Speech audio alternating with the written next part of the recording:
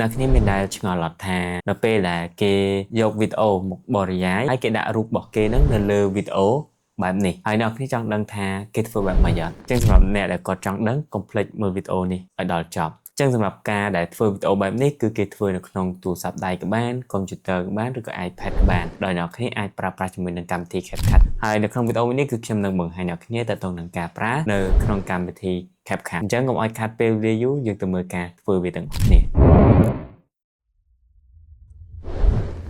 បន្ទាប់ពីយើងចូលទៅក្នុងកម្មវិធី CapCut ហើយគឺយើងចូលទៅ New Project យើងទៅទាញវីដេអូដែលយើងចង់ធ្វើគេនេះគឺជាវីដេអូដែល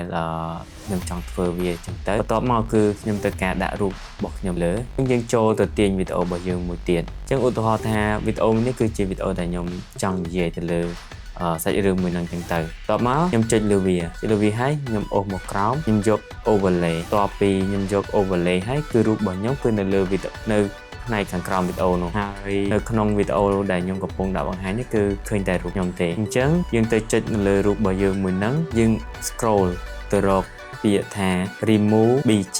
មានន័យថា remove background តោះមកយើងចុចលើវាតោះមកយើង auto ដល់ពេលយើងចុច auto នេះគឺវា auto ទៅលើ subject background អ្នកគ្នាគឺកាត់ direct មកបន្ទាប់មកអ្នកគ្នាអាចបរួមរូបអ្នកគ្នាតូចធំដែលអ្នកគ្នាចង់បានប៉ុណ្ណាហើយអ្នកគ្នាចង់ដាក់ឡើងណាអ្នកគ្នាអាចទាញបានបន្ទាប់មកបើសិនជាអ្នកគ្នាអត់ចង់ដាក់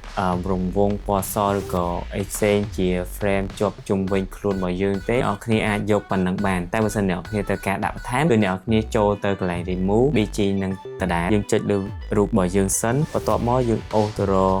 ពាក្យថា remove bg បន្ទាប់មកអ្នកគ្នាចូលមកដល់ចំណុចហ្នឹងហើយអ្នកគ្នាយកកន្លែងដដែលចឹងទៅតទៅពីអ្នកគ្នាយកបែបហ្នឹងហើយវាមានពាក្យថា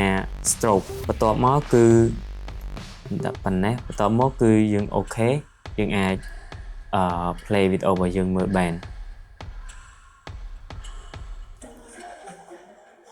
អូខេអញ្ចឹងយើងមានតែ2ចំណុចទេសម្រាប់ការធ្វើវីដេអូបែបនេះបើសិនជាអ្នកគ្នាមានចម្ងល់បន្ថែមអាច comment នៅខាងក្រោមបានអរគុណជួបគ្នានៅវីដេអូក្រោយ